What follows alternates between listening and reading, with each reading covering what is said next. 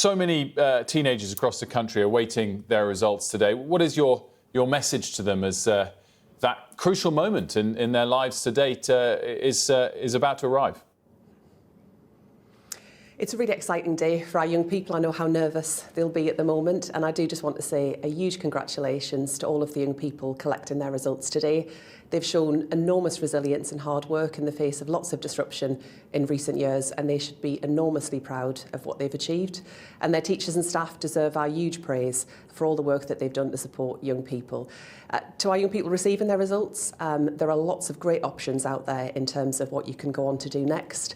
For those young people who get what they need and move on to their destination of choice, that's brilliant. For those who perhaps fall slightly short, there are lots of options out there. There are lots of people that can be there to provide advice and support, whether that's the school or college, UCAS through Clearing or the National Career Service. So I want to wish them all the very best, but to reassure them that there are plenty of opportunities that are there. As you said, there are lots of different options. It's not just university. When the last Labour government came in 1997, there was a huge push based on the numbers back then to get more people to apply to university and indeed go to university. Snapshot for me where you are now as an education secretary. Is the balance about right in terms of percentage of students that end up going to university? Is it a bit high? Is it a bit low? Where would you like to see it relative to today in 5 years' time? I want all young people to be able to choose the path that's right for them. Now, for many young people, that will be university. For many young people, it will be an apprenticeship or going into the world of work.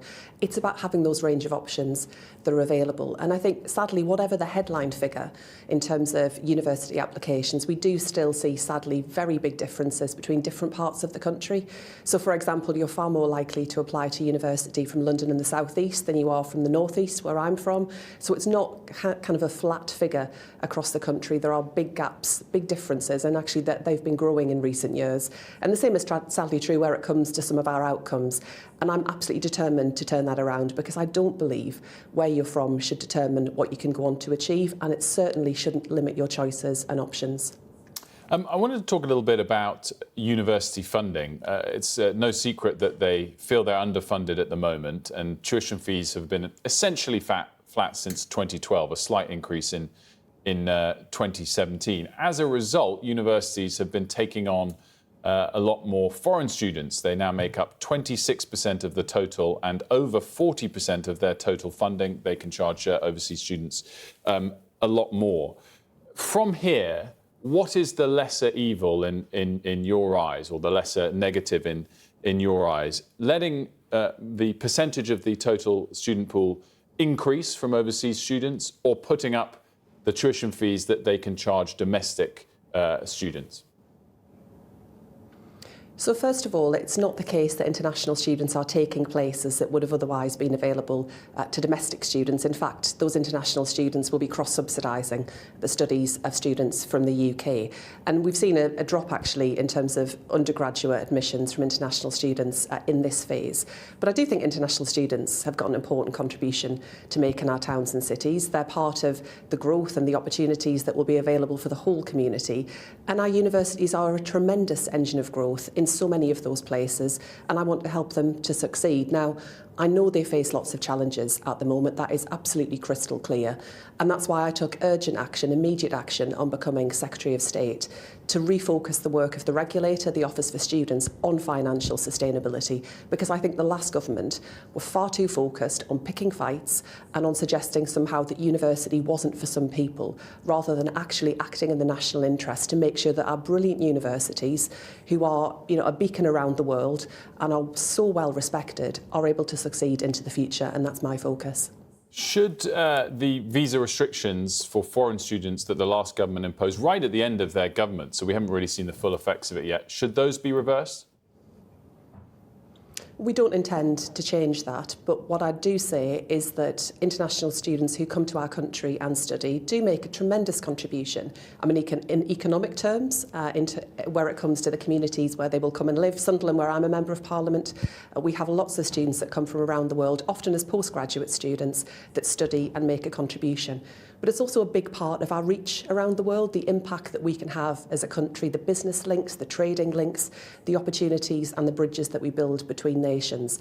And I think education is just a force for good across our world, and we should recognise that and work together as nations, not what we've seen in recent years.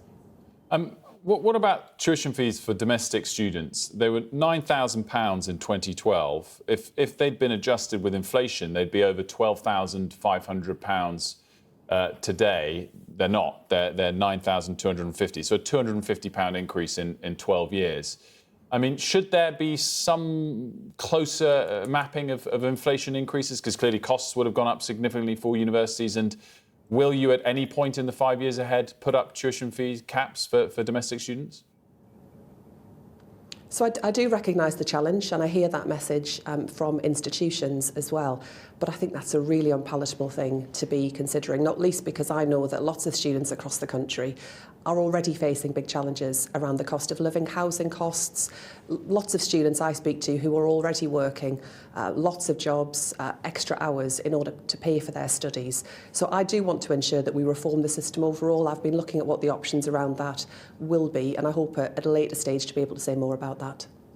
I wanted to touch on private schools and the plan to introduce VAT on those fees, of course, from January. 2 private schools in Scotland, Kilgraston School and Cedars, have both announced in the last couple of days that they're closing. They're saying that that's because student numbers have fallen, in part because of increasing fees, and, of course, ahead of what is due to be a bigger increase in fees when VAT comes in, which they have cited as something coming forward. Clearly, it's ahead of that coming into play, as opposed to immediately in reaction to it. But I just wondered whether seeing those sorts of stories emerge makes you pause and think about the possible potential downside of this policy if more private schools do end up closing as a result, or whether, in fact, it's not seen as a downside of the policy.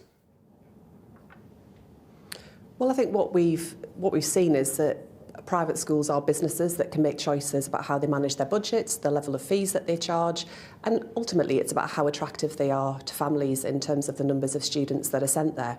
We have seen private schools in recent years whack up their fees year on year, way beyond inflation, and that has priced out lots of people. And I think what we've seen with some of the examples that are being discussed are schools that were already experiencing big budget shortfalls, weren't attracting the same numbers of students that they might like to attract, and that's what's driving what we see here. Now, our plans to impose VAT on private school fees are about driving high standards in our state schools. We've got a big challenge at the moment in terms of recruiting and retaining brilliant teachers.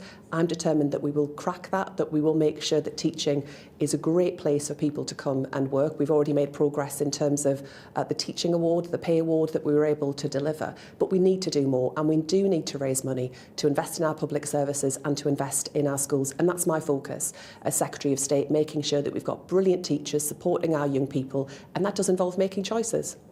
And if private schools do close as a result of the policy, does that matter?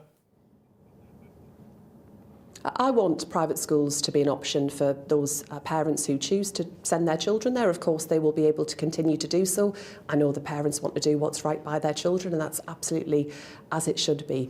But I would just gently point out that 93% of children in our country go to state schools. That's where I'm determined to focus my efforts as Secretary of State, to tackle some of those big gaps that we see opening up where it comes to outcomes for our young people, making sure that the background that you're from, the town that you're born, doesn't determine what you can go on to achieve. And that does involve making political choices about how we raise money, how we spend money, and that's what imposing VAT on private schools is all about, driving up standards in our state sector, where the majority of your viewers will send their children to school. A final word, Education Secretary. GDP just crossed 0.6% for Q2. Not too bad?